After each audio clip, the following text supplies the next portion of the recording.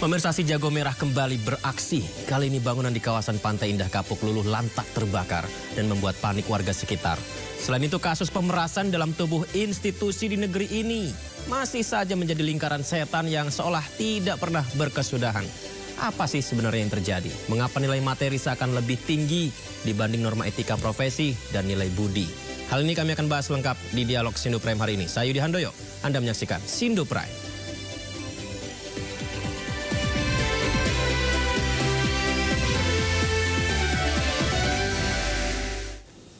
Pemirsa, mantan Ketua KPK Abraham Samad bersama sejumlah aktivis anti korupsi melaporkan dugaan korupsi terkait penetapan Pantai Indah Kapuk atau PIK 2 sebagai proyek strategis nasional serta penerbitan ratusan sertifikat di atas laut.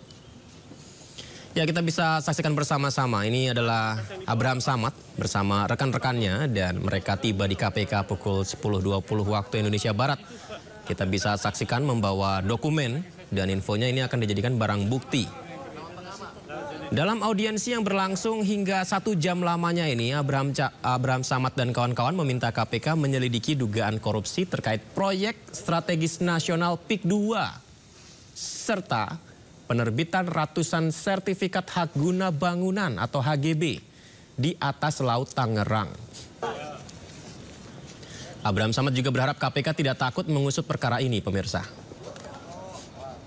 Pak, ada berkas yang dibawa nggak, Pak?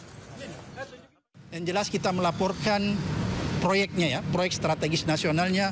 Kemudian juga kita melaporkan tentang ada dugaan kuat terjadi suap menyuap gratifikasi di dalam penerbitan ya. Penerbitan sertifikat di atas laut ya, yang diduga kuat dilakukan oleh Agung Sedayu Group dan anak perusahaannya yang super cepat satu. Yang super cepat. Oleh karena itu kita meminta supaya KPK tidak usah khawatir memanggil orang yang merasa dirinya kuat selama ini, yaitu Aguan.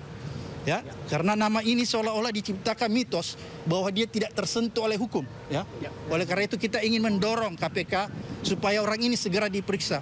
Nggak boleh ada seseorang secara individu mengatur negara ini. Tidak boleh ada seseorang secara individu mengatur presiden. Oleh karena itu tegas sikap kita semua bahwa kita meminta KPK untuk segera melakukan penyelidikan, investigasi lebih cepat terhadap kasus proyek strategis nasional dan yang berkaitan dengan proyek-proyek strategis nasional. Masyarakat anti korupsi Kamis siang mendatangi kantor Kejaksaan Agung untuk melaporkan dugaan korupsi di kasus pagar laut. Sementara itu, Menko Infrastruktur dan Pembangunan Kewilayahan Agus Harimurti Yudhoyono menduga ada penyalahgunaan wewenang dalam penerbitan sertifikat di perairan Tangerang ini.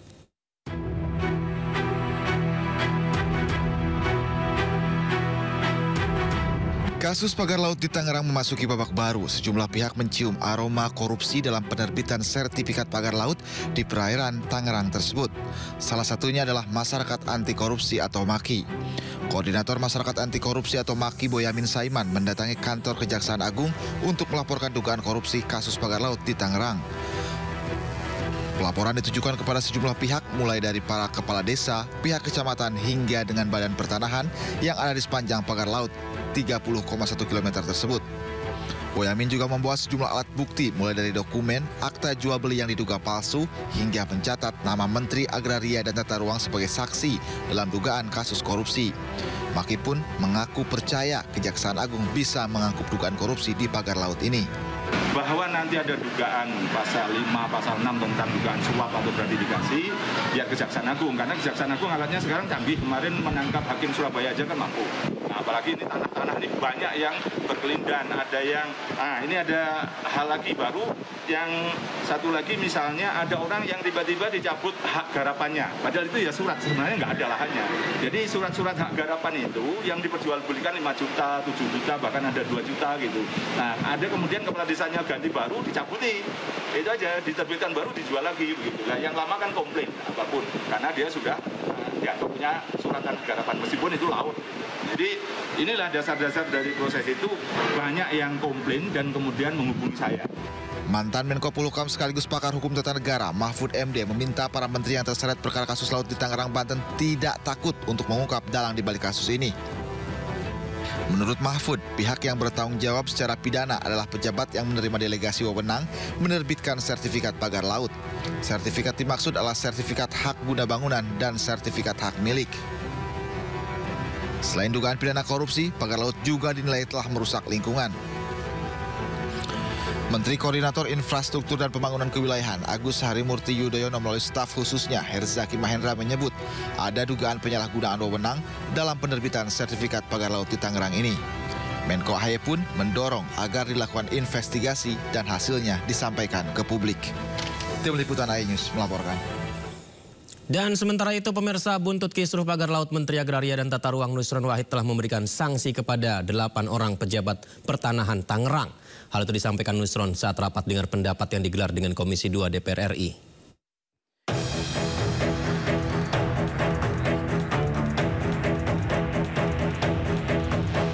Menteri Agraria dan Tata Ruang Nusron Wahid mencopot 6 pejabat di lingkungan kantor pertanahan Kabupaten Tangerang. Pencopotan ini dilakukan sebagai buntut kisruh pagar laut misterius sepanjang 30 km di Laut Tangerang. Nusron mengambil keputusan itu setelah audit investigatif dilakukan di internal kementeriannya. Ia mengklaim sanksi berat telah diterapkan kepada pejabat yang terlibat, bahkan 6 diantaranya dicopot. Meski tak merinci secara lengkap nama pejabat yang dicopot, namun Nusron membeberkan inisial 8 orang pejabat yang dikenakan sanksi dan 6 pejabat yang dicopot. Kita memberikan sanksi berat, pembebasan dan penghentian dari jabatannya pada mereka yang terlibat kepada 6 pegawai dan sanksi berat kepada 2 pegawai. Nah, nama-nama pegawainya siapa saja kami nggak bisa sebut, ya kan? Kami hanya sebut inisial. Yang pertama adalah JS, Kepala Kantor Pertanahan Kabupaten Tangerang pada masa itu. Kemudian SH, ex Kepala Seksi Penetapan Hak dan Pendaftaran. Kemudian ET, ex Kepala Seksi Survei dan Pemetaan. Kemudian WS, Ketua Panitia A. Kemudian YS, Ketua Panitia A. Kemudian NS Panitia A, kemudian LMX Kepala Survei dan Pemetaan setelah ET, kemudian KA X PLT Kepala Seksi Penetapan Hak dan Pendaftaran. Pejabat yang mendapatkan sanksi adalah Kepala Kantor Pertanahan Kabupaten Tangerang pada saat penerbitan sertifikat berinisial JS. Mantan Kepala Seksi Penetapan Hak dan Pendaftaran Kantor Tanah Tangerang berinisial SH. Mantan Kepala Seksi Survei dan Pemetaan Kantor Tanah Tangerang berinisial ET. Ketua Panitia A berinisial WS dan YS. Panitia A berinisial NS. Mantan Kepala Seksi Survei dan Pemetaan setelah ET berinisial LM. Dan yang terakhir adalah mantan PLT Kepala Seksi Penetapan Hak dan Pendaftaran Kantor Tanah Tangerang berinisial KA. Dari 8 orang yang diperiksa, 6 orang diantaranya dicopot oleh Nusron karena dianggap telah menerbitkan SHGB pagar laut yang tidak sesuai dengan aturan. Dari Jakarta, Tim Liputan iNews melaporkan. Dan kita ke informasi berikutnya. Pemirsa, KPK mengumumkan laporan harta kekayaan penyelenggara negara utusan khusus Presiden Pembinaan Generasi Muda Raffi Ahmad. Raffi diketahui mempunyai kekayaan mencapai lebih dari 1 triliun rupiah.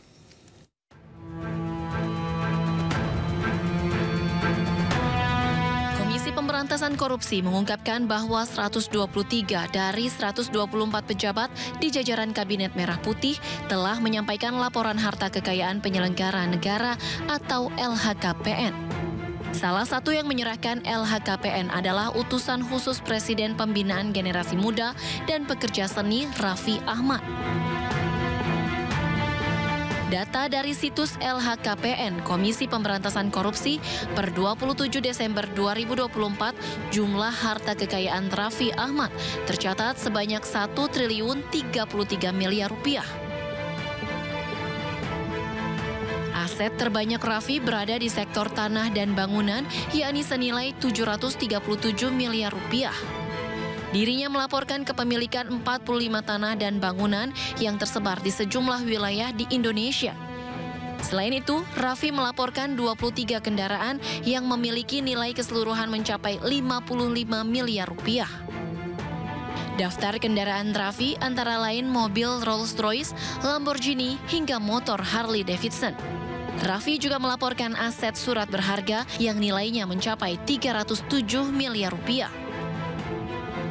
Suami artis Nagita Slavina ini juga memiliki kas dan setara kas senilai 17,7 miliar rupiah. Kepemilikan lainnya adalah aset harta bergerak senilai 46,7 miliar rupiah. Harta Raffi lainnya tercatat senilai 5,3 miliar rupiah. Selain kepemilikan harta, Raffi juga melaporkan utang yang nilainya mencapai 136 miliar rupiah. Pemirsa, seorang TNI berpangkat Praka menjadi korban pengeroyokan oleh warga yang diduga merupakan anggota Ormas Kepemudaan. Keributan ini ditengarai oknum TNI yang menegur warga ketika menggeber-geber sepeda motornya.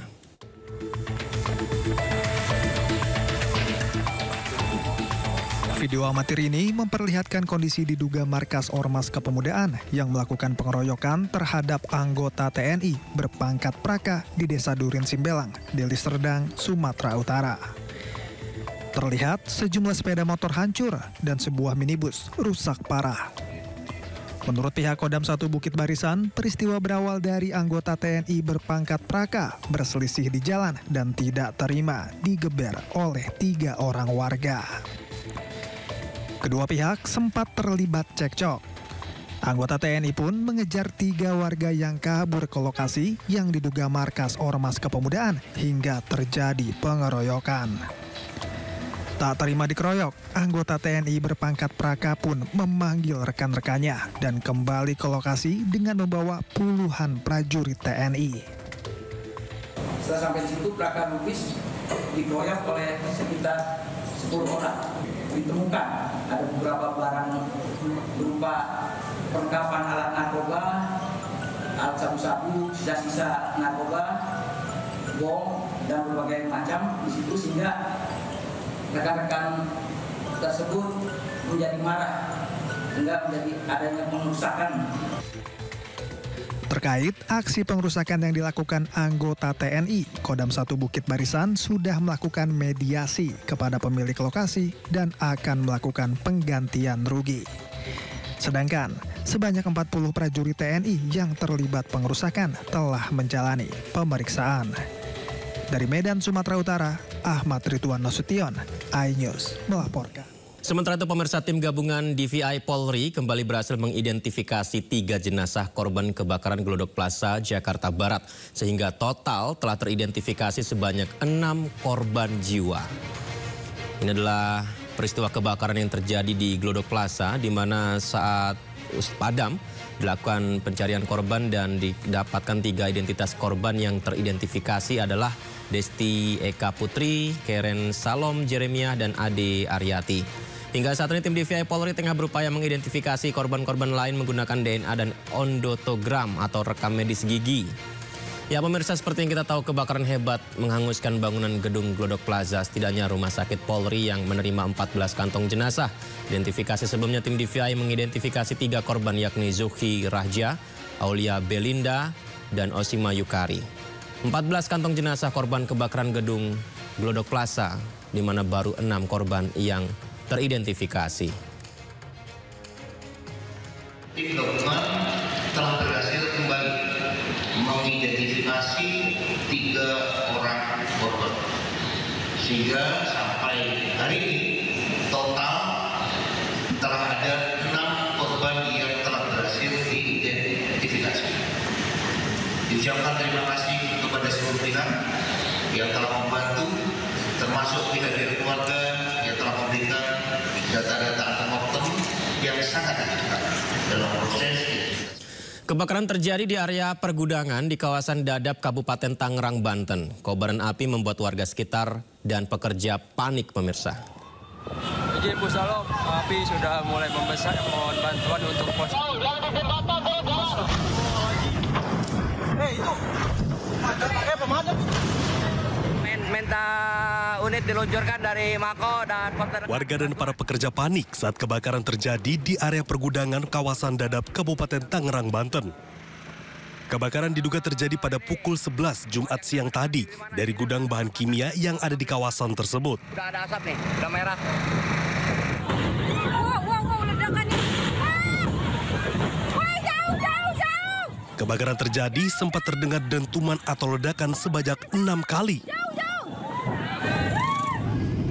Peristiwa kebakaran juga sempat direkam salah seorang penumpang sebuah maskapai beberapa saat sebelum pesawat yang ditombakinya mendarat.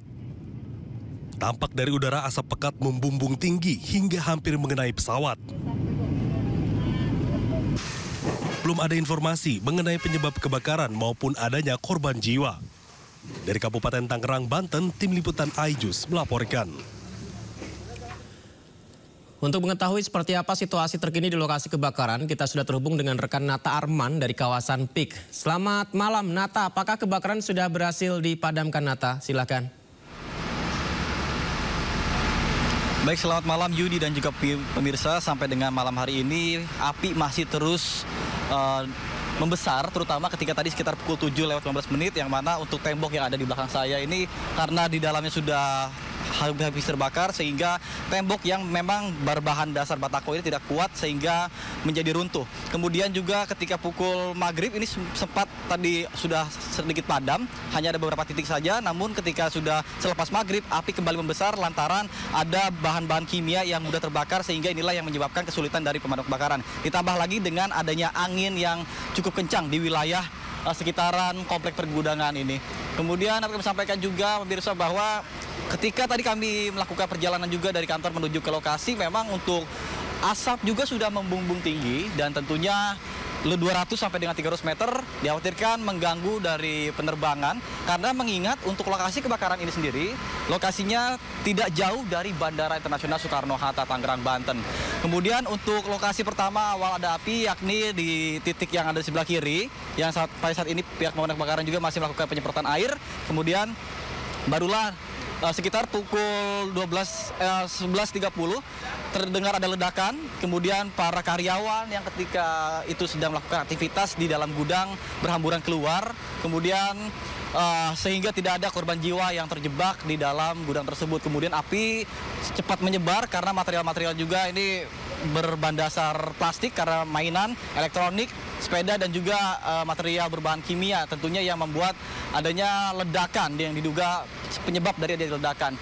Kemudian dapat kami sampaikan juga pemirsa bahwa untuk saat ini pihak BPBD setempat dan juga pemadam kebakaran gabungan ini menurunkan lebih dari 14 mobil pemadam kebakaran dan juga 60 petugas gabungan untuk berjibaku melawan api yang sampai saat ini masih belum padam juga. Dan total sudah 7 jam lebih api belum juga berhasil dipadamkan. Sementara saya kembali kepada Anda di studio. Yudi. Baik, sekali lagi mungkin bisa disampaikan mengenai informasi korban ini, apakah Nata hingga saat ini belum menerima laporan lengkap ya?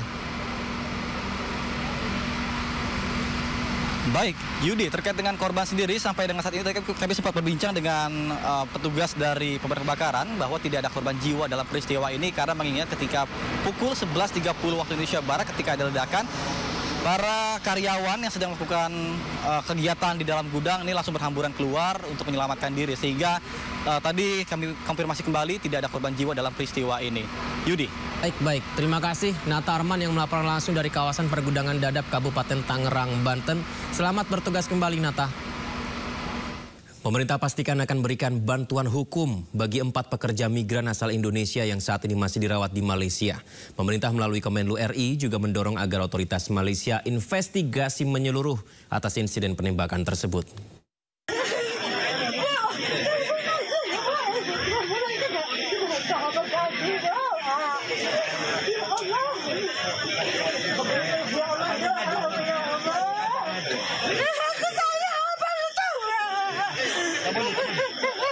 Keluarga korban penembakan otoritas maritim Malaysia tak bisa menahan tangis saat menerima peti jenazah pada Rabu 29 Januari 2025.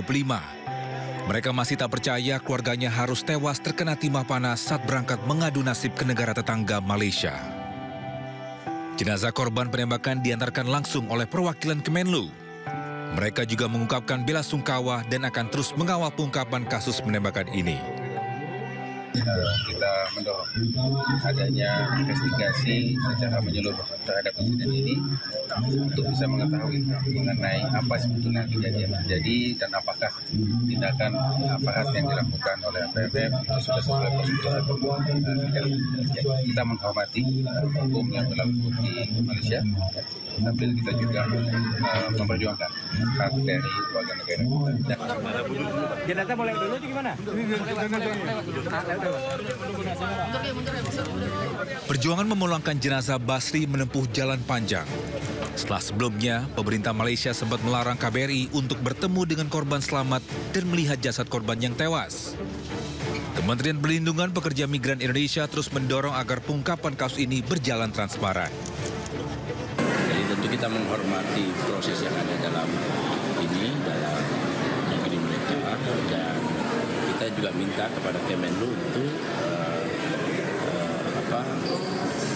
mendorong agar penegak hukum yang ada di sini dibuka transparansinya, jadi terang benderang lah proses-proses ini sehingga jauh lebih baik. Tumbuh mutangkut ini. Ngan bang, kalau mau abang peke sih kan ini doli kan. Sebelumnya, 5 pekerja migran asal Indonesia menjadi korban penembakan otoritas maritim Malaysia Jumat 24 Januari 2025. Penembakan ini menyebabkan 1 orang tewas dan 4 lainnya terluka. Saat ini, ke-4 orang yang terluka masih dirawat di rumah sakit di Malaysia.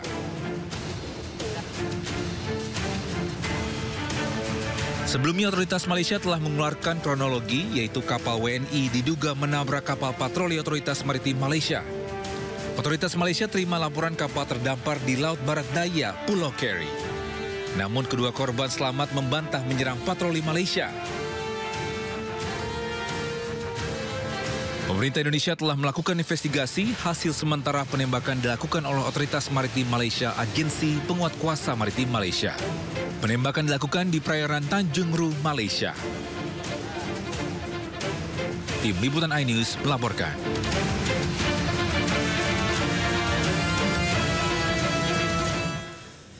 Dan Presiden Prabowo Subianto buka suara mengenai kasus penembakan WNI oleh aparat Agensi Penguatkuasaan Maritim Malaysia. Ia mengingatkan agar para pekerja migran Indonesia tidak ikut-ikutan dalam kegiatan ilegal. Ya, itu sedang kita tentunya berharap ada investigasi, ya kan. Tapi sekali lagi saya ingatkan bahwa jangan mau ikut-ikut dalam kegiatan ilegal. Kalau nyelundup ke negara asing, risikonya negara asing akan bertindak. Jadi rakyat kita jangan mau dibohongi oleh sindikat-sindikat yang berjanji ini, berjanji itu. Ya, kita waspada, kita ingatkan, tapi kita juga yakin bahwa pihak Malaysia akan melaksanakan penyelidikan yang terbaik.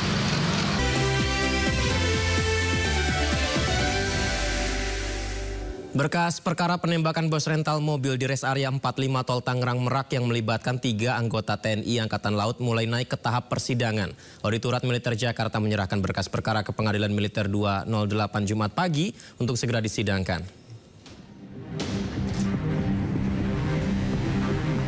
Auditorat Militer 207 Jakarta menyerahkan berkas perkara penembakan yang menewaskan bos rental mobil Ilyas Abdurrahman ke Pengadilan Militer Jumat pagi. Berkas perkara langsung diserahkan melalui pelayanan terpadu 1 pintu Pengadilan Militer 28 Jakarta. Pada pelimpahan berkas, ketiga tersangka yakni Sersan 1 AA, Sersan 1 RH, dan Kelasi Kepala BA belum dihadirkan auditor militer.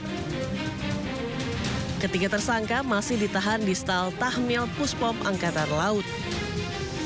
Dalam berkas perkara tersebut, pihak auditorat juga menyertakan 19 orang saksi ke persidangan. Adapun 1 korban penembakan yang kondisinya masih sakit akan diajukan sebagai saksi tambahan. Saksi baik sipil atau militer, bahkan ini mayoritas sipil nanti akan dihadirkan. Yang belum ada di dalam berkas perkara, itu nanti akan kita panggil sebagai saksi tambahan. Intinya persidangan ini seperti yang disampaikan, bersifat terbuka, transparan, dan akuntabel. Silakan diikuti. Usai berkas perkara dilimpahkan, pihak pengadilan militer akan langsung mempelajari sebelum menyatakan lengkap untuk naik ke persidangan. Ketiga tersangka dikenakan pasal berlapis dalam kasus penembakan ini. Sebelumnya penembakan terhadap bos mobil rental terjadi pada 2 Januari lalu di res area kilometer 45 Tol Tangerang Merak, Banten. Polisi memastikan peristiwa ini berkaitan dengan bisnis rental kendaraan. Maling mobil, maling mobil! 2 Januari 2025, seorang pengusaha rental mobil ditembak mati saat mencoba mengambil kendaraan miliknya yang dibawa kabur tersangka di res area kilometer 45 Tangerang Merak. Nahasnya lagi, sebelum kejadian penembakan, anak pemilik rental mobil menceritakan penolakan pihak kepolisian untuk melakukan pendampingan atas laporan yang dibuat oleh korban. Polisi mengaku penolakan pendampingan karena korban tidak dapat menunjukkan dokumen kepemilikan mobil. Pencurian mobil berawal saat AS yang menyewa mobil korban selama 3 hari sejak 31 Desember. Namun saat 1 Januari 2025, GPS yang dipasang di mobil sengaja dirusak pelaku. Ada 2 perangkat GPS mobil yang telah dipotong tepat di Pandeglang. Namun 1 GPS aktif belum diputus pelaku. Korban lakukan penelusuran hingga berpapasan dengan mobil miliknya dan situasi pun berubah tegang saat pelaku mengaku sebagai TNI Angkatan.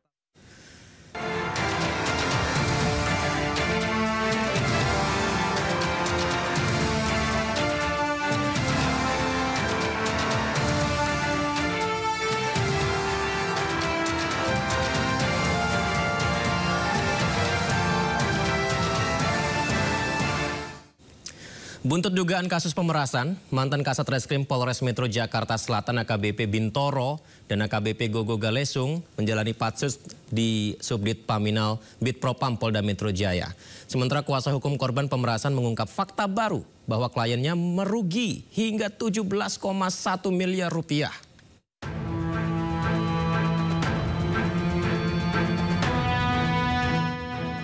Polda Metro Jaya memastikan Propam akan menyelesaikan penyidikan dan menggelar sidang etik terhadap mantan Kasat Reskrim Polres Metro Jakarta Selatan, AKBP Bintoro, dan juga AKBP Gogo Galesung terkait kasus dugaan pemerasan.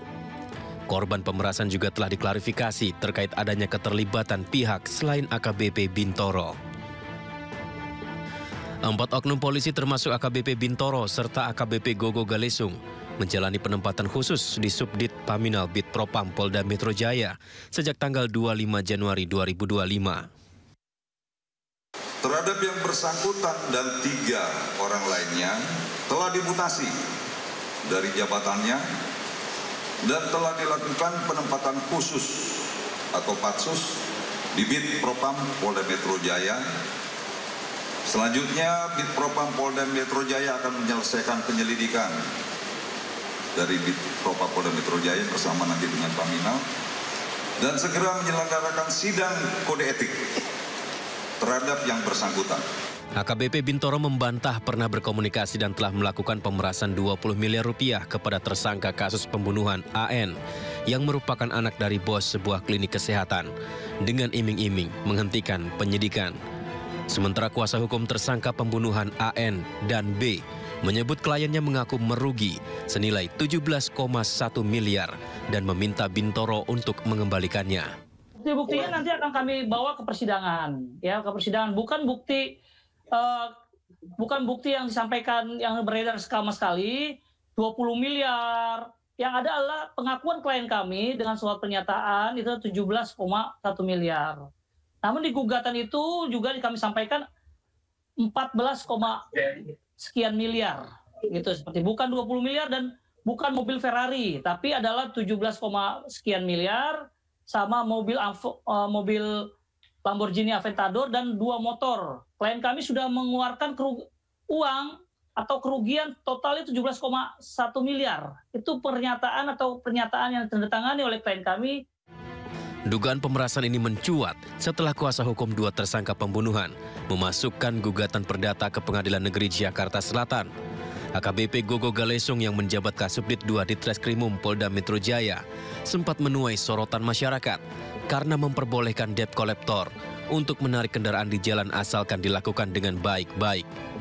Sikap ini berbeda dengan Kapolda Metro Jaya saat itu, yakni Irjen Fadil Imran yang menilai debt collector arogan saat menarik kendaraan nasabah. Tim Liputan iNews melaporkan. Kuasa hukum korban dugaan pemerasan oleh AKBP Bintoro dan AKBP Gogo Galesung, Pahala Manurung menuturkan, awal mula dugaan pemerasan korban diperas hingga lebih dari 17 miliar rupiah.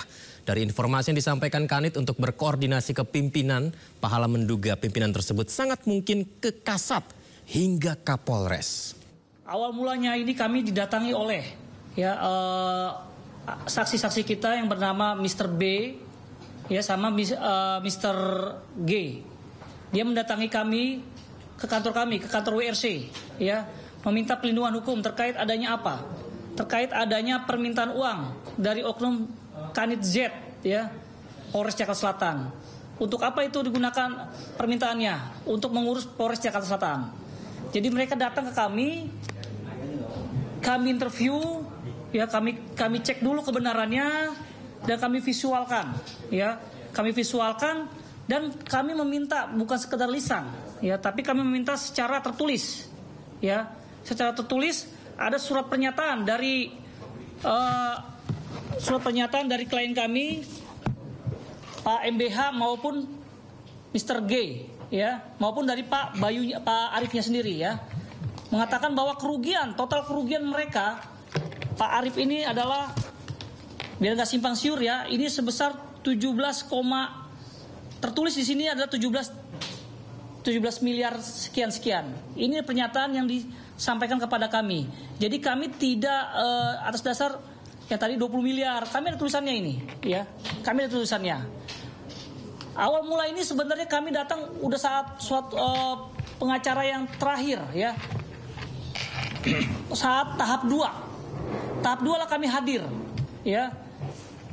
Dan mereka menerangkan bahwa mereka diminta langsung, Klien kami ini diminta langsung oleh Kanit Z di ruangan Kanit Z,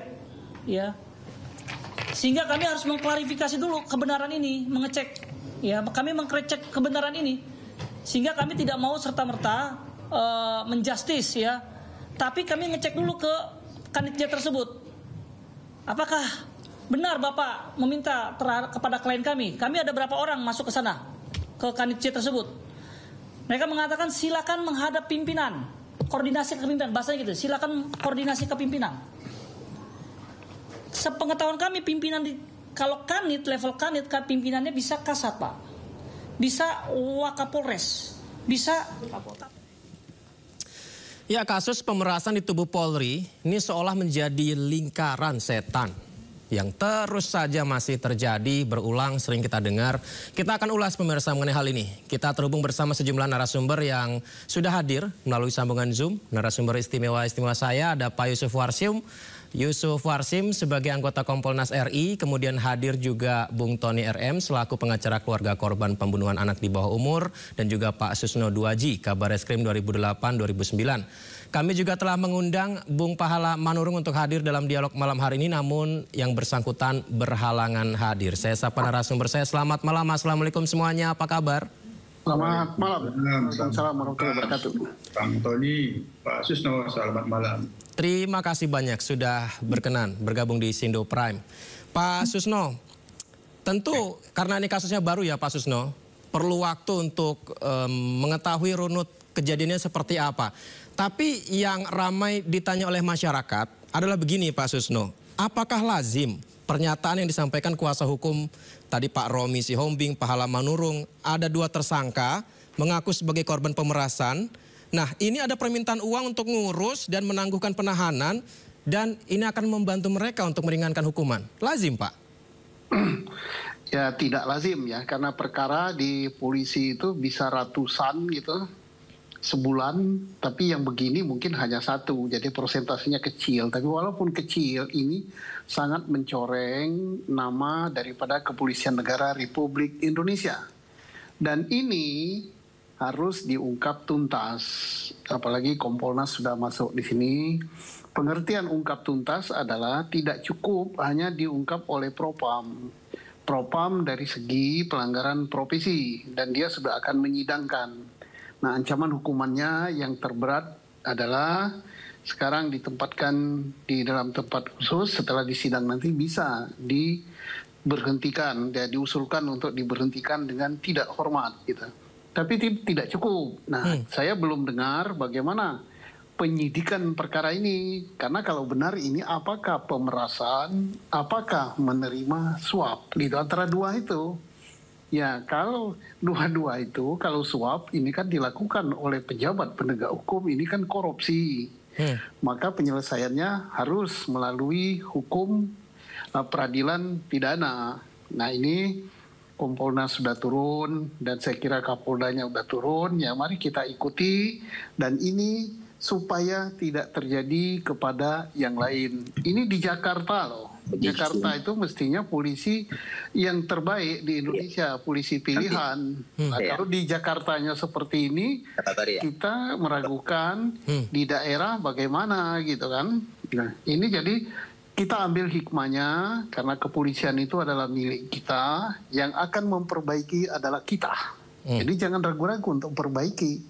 Kita perbaiki, kita beri masukan, karena tidak mungkin kita untuk tidak punya polisi negara sebesar ini.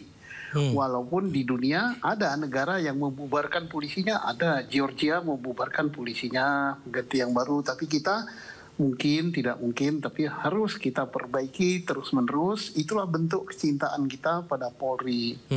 Dan kita membackup lembaga-lembaga pengawasan Polri, inspektorat, kemudian Propam, kemudian pengawasan dari luarnya Kompolnas, kita beri masukan, dan terima kasihlah kepada pihak korban yang diperas atau yang memberi suap mau melaporkan ini. Baik. Terima kasih gitu, masukan-masukan yang baik itu bentuk kecintaan rakyat kepada Polri. Gitu. Ya. Pak Susno, karena munculnya informasi seperti ini dan sudah ramai di media sosial, ada sejumlah netizen yang nyinyir karena melihat situasi di kepolisian saat ini. Bahkan ada pertanyaan, jangan-jangan ini tabungan jadi jenderal. Benar nggak sih ada budaya setor-menyetor itu? Ini gimana jawabnya nih Pak Susno?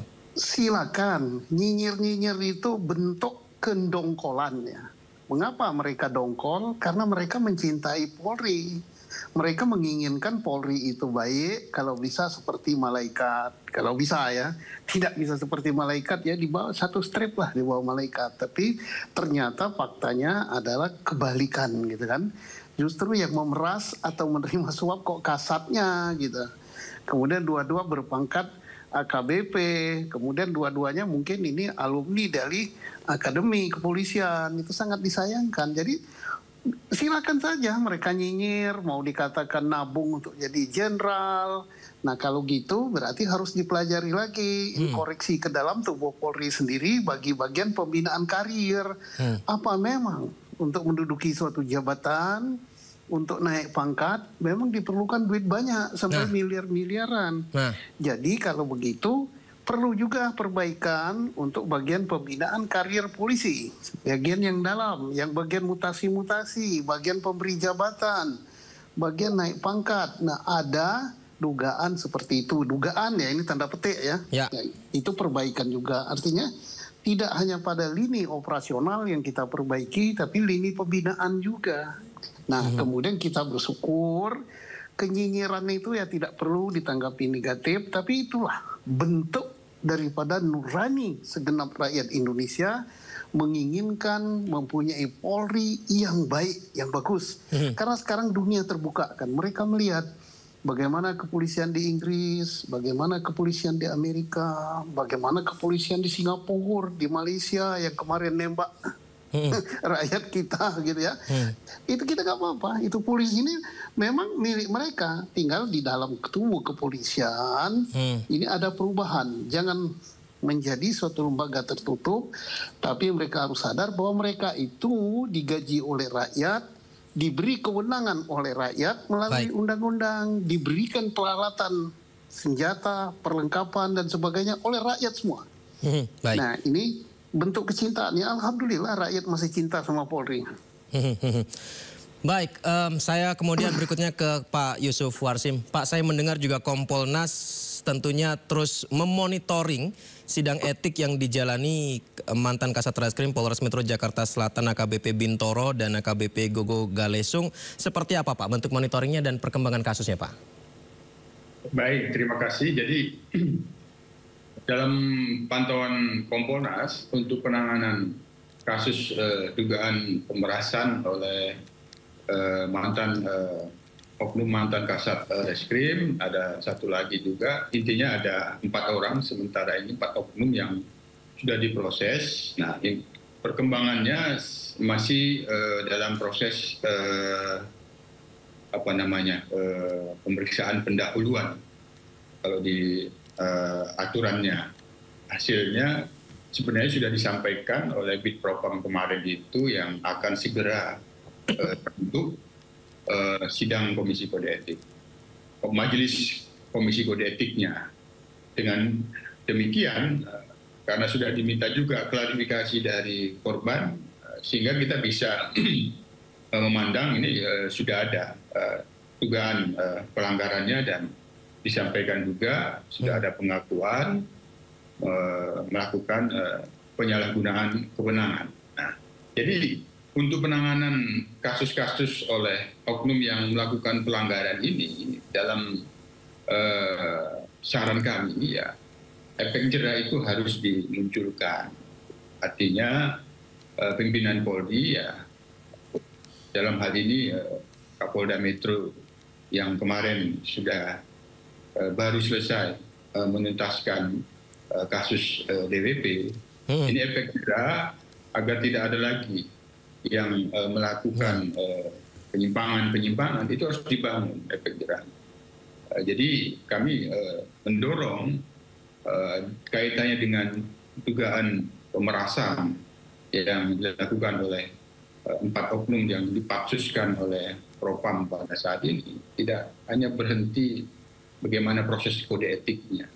Kalau bisa, kalau memang sudah ada fakta itu ada unsur pidananya, simultan saja ada proses pidana yang dilakukan juga, sehingga tidak menunggu Komisi Kode Etik selesai, nanti ada banding lagi, selesai banding itu lama lagi, karena banding itu membutuhkan waktu 24 hari pada yang terduga pelanggar yang sudah diputus diberikan sanksi untuk ajukan memori banding. Setelah 24 hari barulah komisi banding itu dibentuk dan akan bekerja. Jadi lama lagi itu. Oleh karenanya agar efek jera ini benar-benar terbangun dan muncul, maka kami mendorong proses kode etik simultan, proses pemidanaannya.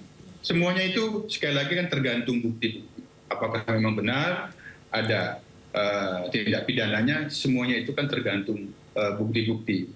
Bisa jadi memang penyalahgunaan kewenangannya itu murni pelanggaran kode etik, tidak menjalankan tugas secara profesional, proporsional dan prosedural.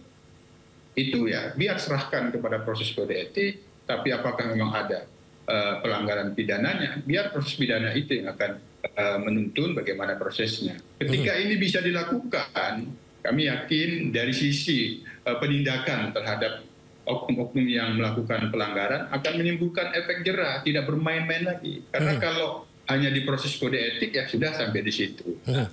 Pak Yusuf, baru yang kedua, tidak tebang pilih. Tidak tebang pilih itu maksudnya penerapan hukum yang berbeda. Kepada oknum ini tidak di PTDH tapi dipidana.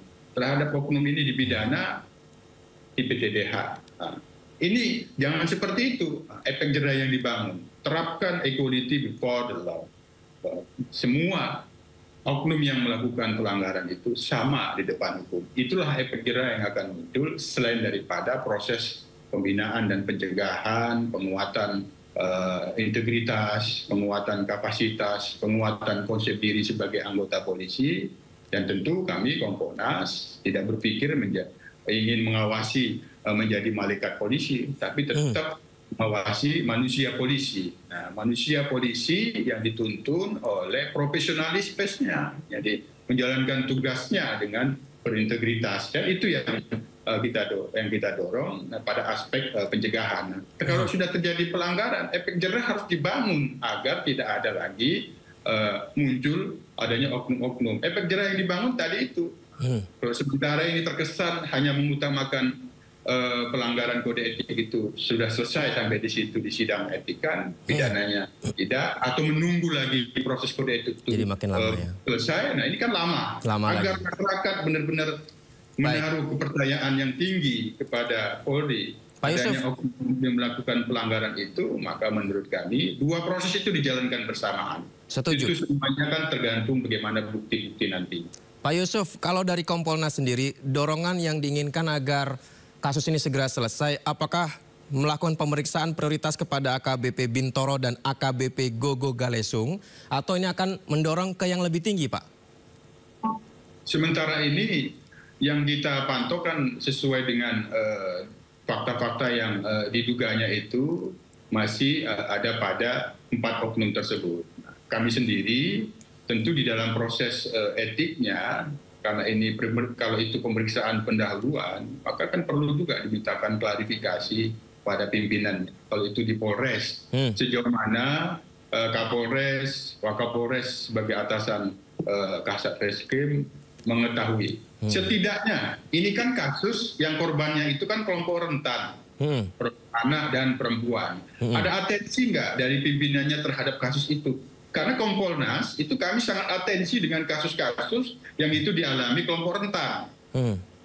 Ada atensi tidak dari Kapolresnya, dari Wakapolresnya bahwa ini korbannya adalah anak dan perempuan. Jangan bermain-main. Kira-kira begitu. Perlu ada klarifikasi. Baik, kita juga menunggu sama-sama klarifikasi seperti apa. Kemudian Pak Tony, dari pihak korban ya Pak, saya mendengar bahwa dari pihak tersangka ini telah memberikan uang santunan ya Pak Tony ya kepada pihak korban ya. Kemudian setelah itu berlanjut dan sempat ada upaya damai kah Pak Tony atau seperti apa? Betul. Jadi sejak meninggal, sejak dipulangkan jenazah ya, setelah otopsi itu, kemudian pengacara tersangka itu mendatangi rumah klien kami. Mohon maaf saya potong. Pengacara tersangka itu yang sekarang ini atau yang dulu? Yang dulu ya? Evelyn berarti ya? Evelyn dan rekan-rekan ya. Oke, silakan lanjut Pak. Mendatangi rumah klien kami di Angke, Tambora. Nah, sampai di sana ia memberikan uang, ya katanya untuk tahlil, untuk biaya tahlil. Jadi kalau di Muslim kan meninggal itu ada tahlilan, ya. Memberikan uang untuk tahlil, nah kemudian untuk takziah, ya, dan untuk kebutuhan selama tahlil 7 hari. Nah, kemudian setelah itu datang lagi menyampaikan maksud dan tujuannya itu ternyata ujung-ujungnya itu agar mencabut laporan, agar damai. Damai. Ya. Nah, karena klien kami ini sudah terlanjur ya menerima uang pemberian ya, uang duka, uang santunan tadi sebesar 20 juta ya untuk biaya tahlil. Waktu saya tanya kenapa diterima, iya Pak kami butuh karena memang nggak ada lagi kan. Oke, karena sudah pernah menerima ya, ketika ditawarkan seperti itu mau damai ini bingung ya.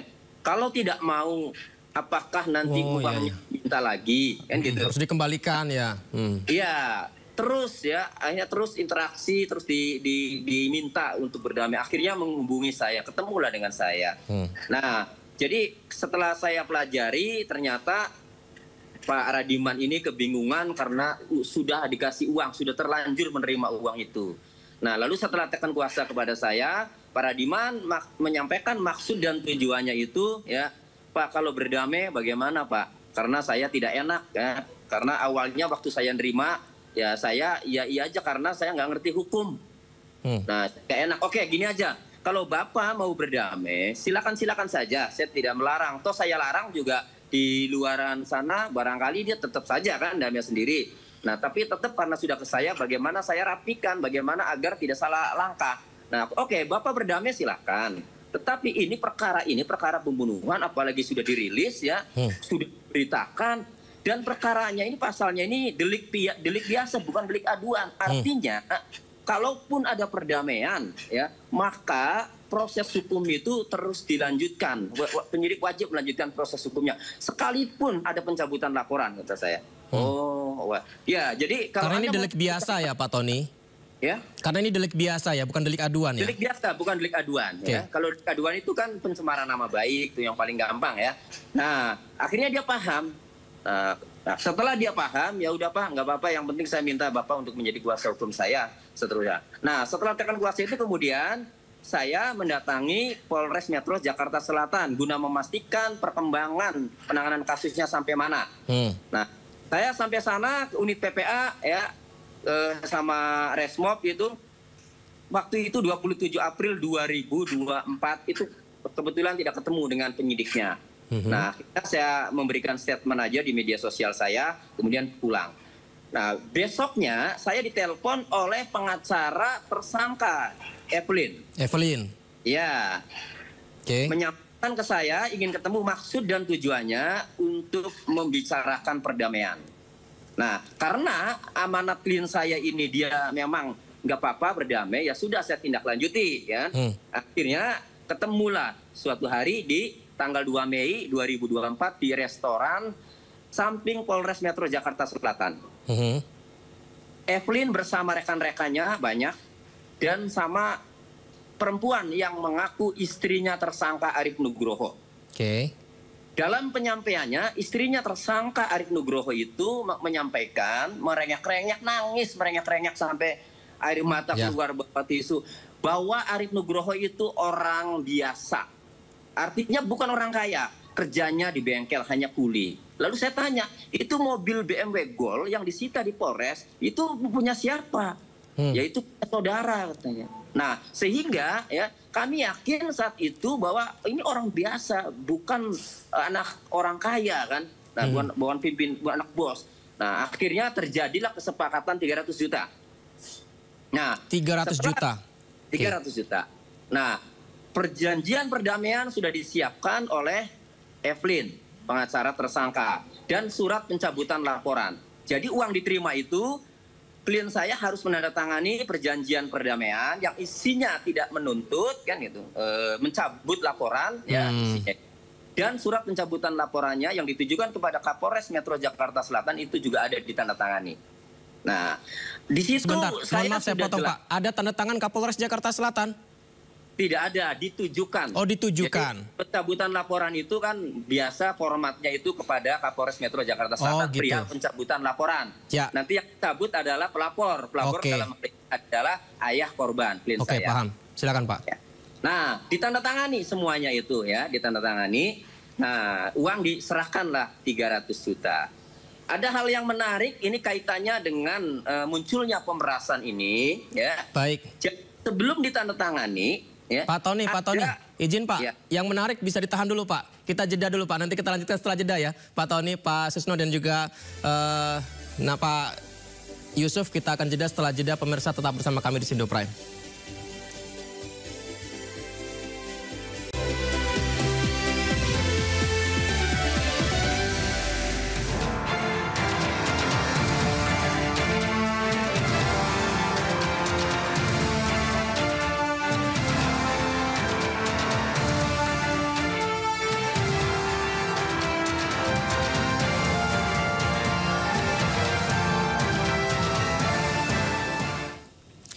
Kita lanjut dialog menarik kita bersama Yusuf Warsim, Kompolnas, kemudian Tony RM, pengacara keluarga korban pembunuhan, dan Pak Susno Duaji yang juga pernah menjadi kabar reskrim. Pak Tony, tadi kita sampai di setelah kesepakatan 300 juta dan ada yang menarik tadi. Apa itu Pak?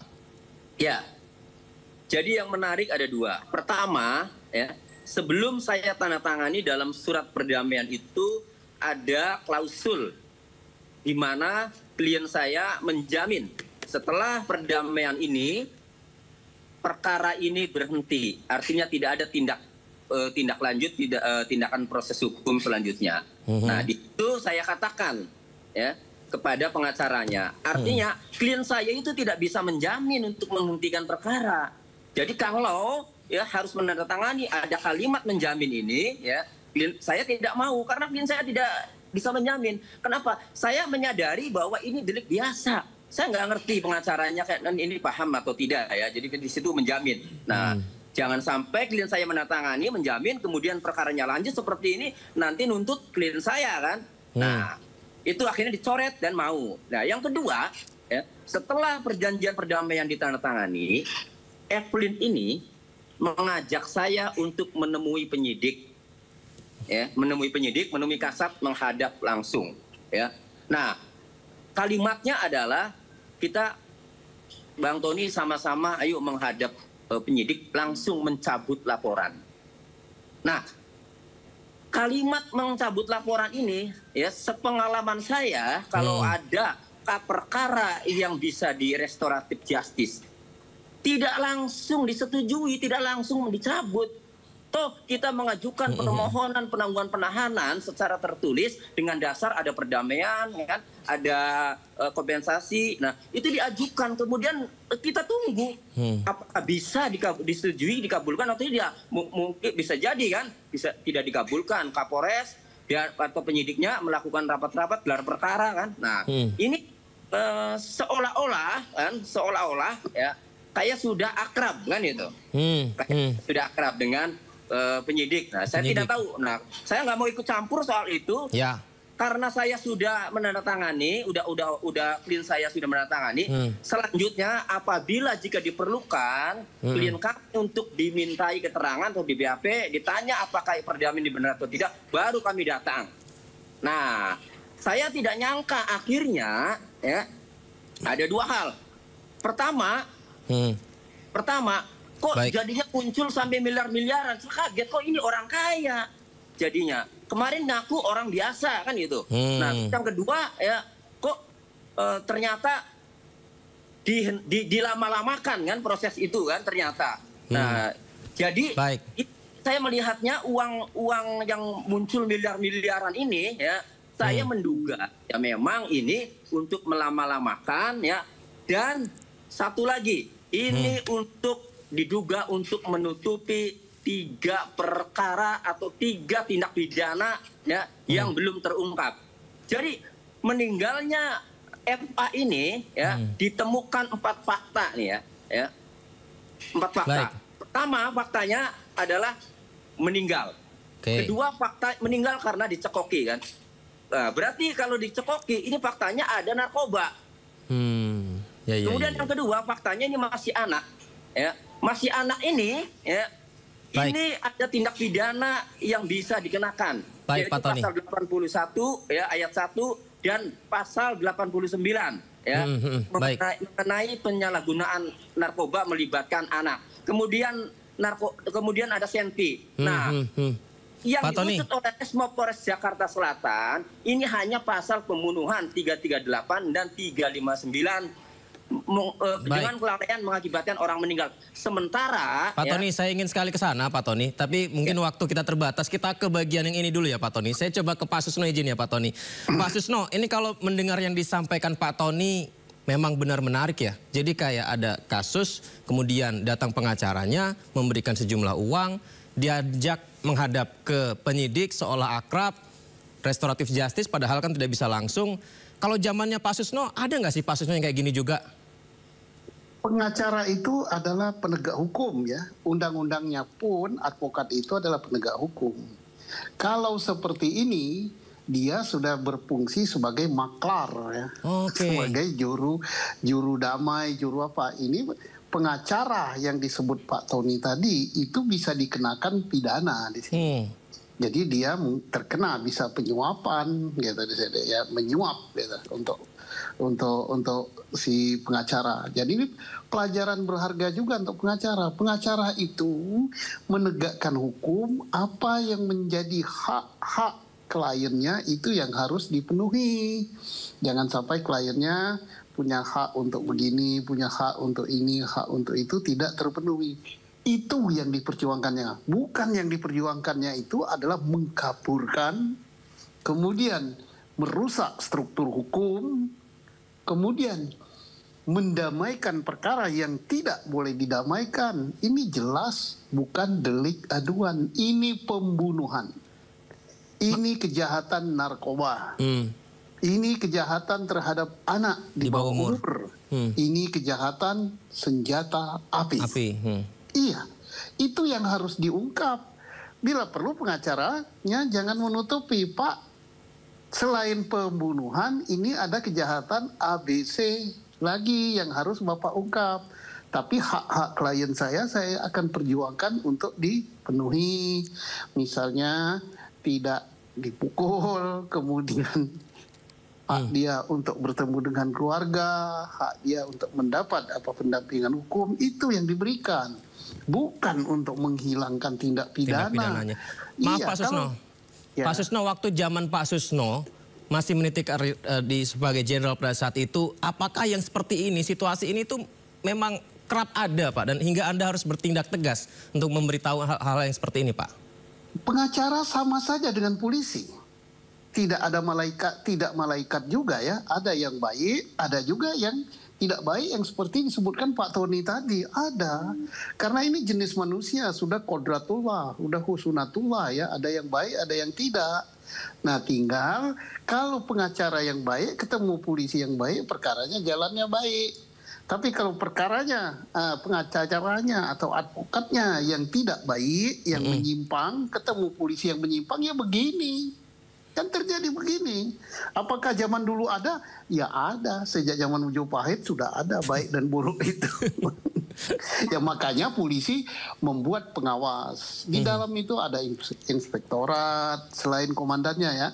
Ada propam gitu. Nah selain diawasi bertingkat oleh komandan, ada juga yang dibentuk oleh negara, Kompolnas. Kompolnas itu institusi di luar Polri, dia tidak di bawah Kapolri, dia mengawasi Kapolri juga itu. Nah, makanya Pak Yusuf ini bersama teman-teman tambah pusing, ini banyak pekerjaan dia. Makin repot. Pak Susno, berarti selain pihak pengacara, polisi juga bisa dipidana nggak Pak dalam kasus ini Pak? Ya jelas lah, polisi itu kan tunduk pada hukum sipil sekarang. Iya, dia si polisinya tadi, si Buntoro sama siapa, Gogo Galesung. Ya. Iya, kena dia kalau apakah dia suap, apakah dia pemerasan, yang jelas dia kena tindak pidana korupsi. Jelas itu kalau pidananya. Baik. Pak Yusuf Warsim, tadi Pak Susno bilang, wah Kompolnas akan benar-benar repot ini, sibuk sekali nih. Apalagi tadi juga disampaikan ada pihak luar, dalam hal ini adalah pengacara yang juga disampaikan Pak Tony, mengajak melobi lah ke pihak kepolisian. Artinya Kompolnas akan makin meluas nih untuk mengaudit dan melakukan mencari tahu mengenai sebenarnya kasus ini. Iya tentu, karena ini ada kasus pelanggaran oknum, tentu Kompolnas harus tetap fokus. Pertama mengawasi bagaimana penuntasan, pengusutan kasus yang dilakukan oleh oknum yang diduga melakukan pelanggaran, penyalahgunaan kewenangan, apapun itu dugaan pemerasan ataupun suap, ini harus tuntas. Sebagaimana yang sudah kita pantau, disampaikan oleh Bitpropam, ada juga dari di luar oknum anggota kepolisian. Nah, apakah itu ini dua pengacara atau apa, tapi ada yang sipil lah kira-kira seperti itu. Nah, apa yang disampaikan oleh Kang Tony tadi itu sangat menarik gitu, karena kami juga harus mendorong menuntaskan kasusnya, kasus awalnya yang itu terkait dengan adanya korban meninggal, adanya narkoba, terus adanya unsur pencabulan, apakah itu masuk dalam kekerasan seksual, ini tuntas itu, karena ini sudah dalam sorotan publik dan korbannya adalah anak di bawah umur dan remaja satu lagi. Ini adalah kelompok rentan. Negara ini cukup benar-benar peduli dan perhatian apalagi juga Polri dalam perkembangan terakhir penegakan hukum terhadap kelompok rentan ini itu masuk prioritas. Ini kita dorong, ini harus tuntas gitu. Harus. Jadi, kami fokus dalam kasus dugaan pemerasannya ataupun suap nantinya itu tuntas. Kami mendorong tidak hanya sebatas proses etik yang berjalan, simultan saja juga di proses dalam pidananya, apakah itu memang murni pemerasan atau dugaan tidak pidana korupsi, agar masyarakat diberikan harapan bahwa dalam kasus ini Polri tegas, tidak main-main kepada oknum yang melakukan pelanggaran, dan dalam penanganan kasus dugaan pemerasan ataupun suap ini tidak menghambat kasus awalnya. Ini tadi sudah disampaikan oleh Kang Tony, jadi fakta-faktanya itu seperti itu. Jadi ini menarik, kami akan pantau dan awasi agar kasus awal ini tetap berjalan, yang sementara ini dugaan tidak pidana pembunuhannya itu sudah P21, bagaimana dengan yang lainnya, tentu ini kita dorong. Baik. Pak Yusuf, Pak Tony, dan Pak Susno, sayang waktu kita sangat terbatas, tapi saya ingin sekali membahas ini lebih panjang. Mungkin terakhir saya kepada Pak Susno. Pak Susno, tolong yakinkan kepada kami rakyat bahwa polisi masih bisa dipercaya dan ini tinggal ditelusuri saja karena kita masih bisa mengandalkan polisi, Pak Susno.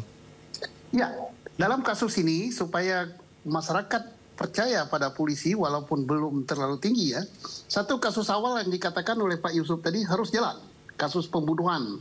Tapi tidak hanya pembunuhan untuk tersangka ini, tadi Pak Tony sudah jelaskan, ada kasus senjata api, ada kasus narkoba, ada kasus kejahatan terhadap anak di bawah umur. Ini harus diproses dan sampai ke pengadilan. Yang kedua, si polisinya, si Gugun, kemudian Bintoro, ditambah dengan 2 lagi, kata Pak Yusuf tadi ada 4, ini harus kena dipecat lah gitu. Ini saya kira hukuman yang terberat lah harus dijatuhkan oleh Propam, usul dipecat. Yang berikut, tindak pidana yang mereka lakukan, setidak-tidaknya dia menerima suap, setidak-tidaknya dia memeras, setidak-tidaknya dia melakukan tindak pidana korupsi. Ini harus diproses hukum pidana. Nah, itu akan menambah kepercayaan, dan termasuk juga advokatnya atau penasihat hukumnya yang mencoba untuk melobi, untuk melakukan suap atau untuk melakukan tergantung hasil pemeriksaan, itu harus diproses juga.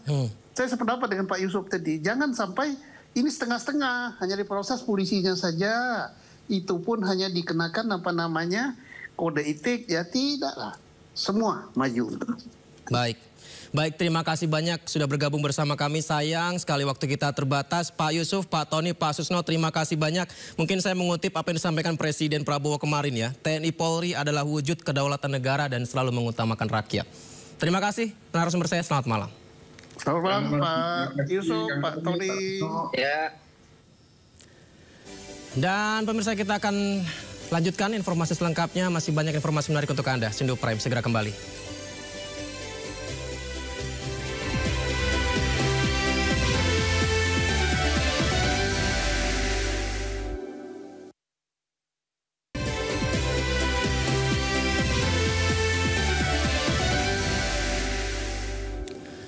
Terima kasih masih bersama kami di Sindo Prime, pemirsa. Hingga saat ini seperti yang kita ketahui bahwa Sinteyong sudah tidak lagi menjadi pelatih kepala tim nasional Indonesia. Tapi diduga ada upaya buzzer yang mendukung Sinteyong. Seperti apa?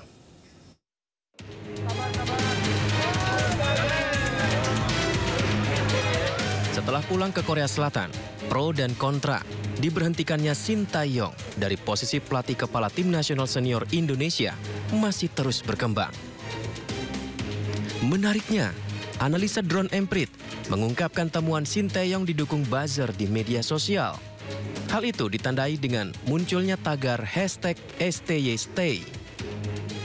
Riset Drone Emprit menunjukkan 1 bulan terakhir ada 6.090 artikel tentang STY dan 18.156 yang menanggapi pemberitaan tersebut. Lalu ada 14.478 yang membicarakan STY di media sosial. Usai ramainya pemberitaan pemberhentian STY, #STYStay dan #STYOut muncul masif di media sosial. Meskipun memang ada beberapa akun organiknya, namun #STYStay dicurigai juga banyak akun bot yang sudah diprogram. Akun bot dicurigai digerakkan dengan narasi yang sama dan ditemukan buzzer-buzzer negara asing mendukung STY.